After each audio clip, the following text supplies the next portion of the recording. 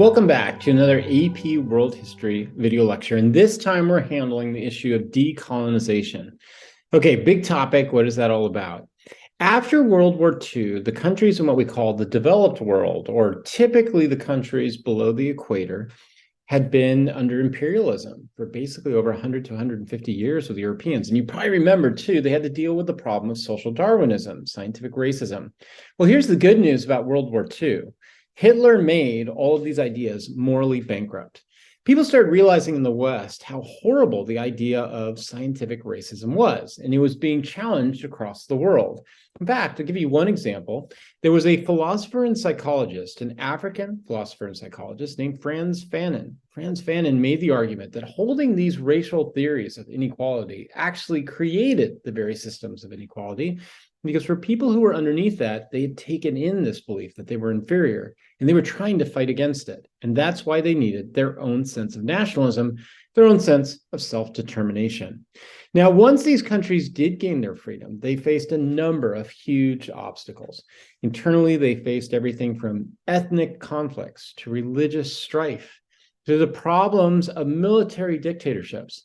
And probably one of the biggest problems was transnational companies located in the United States, Britain, and France, going in and exploiting the resources of these newly freed countries. Okay, we're going to go over 4 examples to demonstrate that. Our first case is probably the biggest one, and that is India. India is sort of the model of decolonization because it got started off the earliest. In the late 1800s, there was a group called the Indian National Congress, and the INC was attempting to gain independence from the British. Problem was the leaders in the INC were under indirect rule from Britain. Remember, those were the guys put in charge by Britain to run the day-to-day things. So they said, hey, look, we want our independence, but not so fast. We need the British here to kind of protect our power. Well, out of this group came a man named Mohandas Gandhi. And Gandhi was a part of the middle class. He was well educated. He was doing incredibly well until he hit World War I. In World War I, he was traveling around fighting for the British, and he noticed as he did that, traveling the railroads, that he was always put in the back of the railroads. Why? Because he was a person of color. This started off his quest to gain independence and freedom for the Indians. Now, he fought that, coming up with an idea called Satyagraha. Satyagraha was an Indian spiritual idea coming out of Hinduism, calling for the middle path, not violence, but also not a rejection of Britain altogether. Rather, nonviolence, accepting there were some good things the British had brought, but at the same time, the need for independence for the Indians. Now, the big event that changed everything was called Amritsar. At Amritsar, the Indians had been protesting nonviolently. They were protesting in an area that was enclosed in walls. Well, the British brought in tanks and mowed down all the people there who were basically nonviolent. That led to pressure from around the world to gain independence. And finally, Gandhi won his fight in 1947. But the British did something pretty nasty. They divided people in India between Indian Muslims and Indian Hindus. They stoked the fear amongst Indian Muslims that because the Hindus were of such a great number, they would oppress Indian Muslims.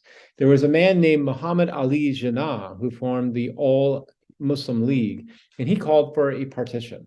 The northern part of India would become its own country, Pakistan, and the southern part would be Hindu India. Well, that's what happened, but in the midst of that, there was a huge civil war, and over 1 million Indians lost their lives. Case number 2 is the Middle East. Now, we kind of know this today of the fight between the Israelis and the Palestinians, but where did that all get started?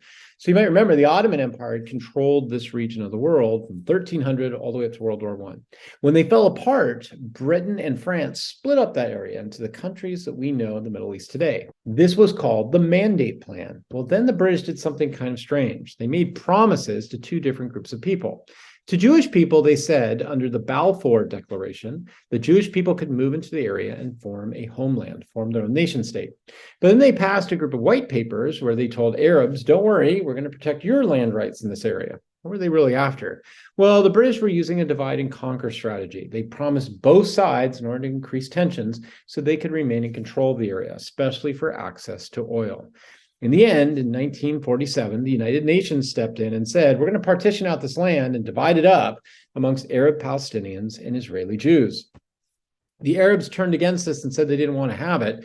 And so the Jewish people proclaimed the entire area Israeli. When that happened, 5 Arab states attempted to attack the Israeli nation. We still see that conflict today between the Arab Palestinians and the Israeli Jews. Case study number 3. So case study number 3 has to do with an internal fight amongst religious groups, but also with what happened from the external side of this. It has to do with Iran. Within Iran, remember, the Ottoman Empire fell, Iran was created, and a family was put in charge called the Pahlavis. But at one point, the people in Iran got kind of sick and tired of the Pahlavis because they were allowing for the British to come in to exploit oil. The company that was doing this was British Petroleum. So they elected a socialist leader into power, a man named Mohammad Mossadegh. Mossadegh promised to nationalize the oil companies and keep profits within Iran.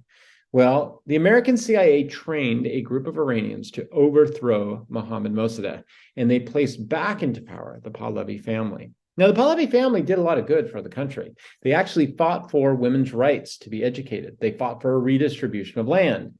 But they also established something called the Savak.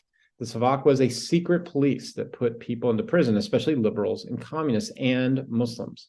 So eventually there was a revolution in 1979 that overthrew the Pahlavis, kicked them out of Iran. It eventually got dominated by a Muslim cleric who was of the Shiite faith called Khomeini. Khomeini imprisoned all people who were not Muslim, and he moved the country into a theocracy. Okay, case study number 4. Case study number 4 takes place in South Africa.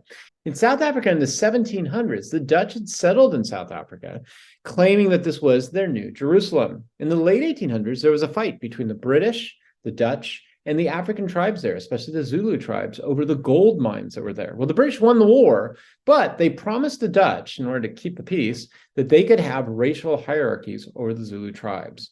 And by the end of World War II, there was a system put in place called apartheid.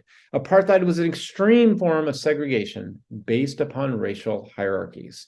Well, a man fought against this named Nelson Mandela, and Mandela initially fought through nonviolent means. But there was an event that took place at a police station called the Sharpeville Massacre. This is where, as Africans were protesting nonviolently, guns were brought out, machine guns, and mowed down these nonviolent protesters. Mandela believed the only resort they had was to guerrilla warfare. Well, he was eventually put in prison and remained in prison until 1991. In the 1980s, a South African president named de Klerk was trying to get rid of apartheid because of how bad it looked on the world stage, and he eventually freed Nelson Mandela. Nelson Mandela ran against de Klerk for the presidency of South Africa and became the next president of South Africa. Okay, so looking at all these case studies, what's our takeaways that we can take from the process of decolonization? First off, World War II did help to end imperialism and show how the notion of social Darwinism was morally bankrupt. The problem within these countries is there are internal forces that divide against each other, like ethnic forces and religious forces, and external forces that have also been a problem, like transnational companies coming in and extracting resources from these countries. Today, we are still living with these big conflicts, religious, ethnic, and national conflicts that are still haunting us, left over from that imperial age. Okay, I'll see you in class.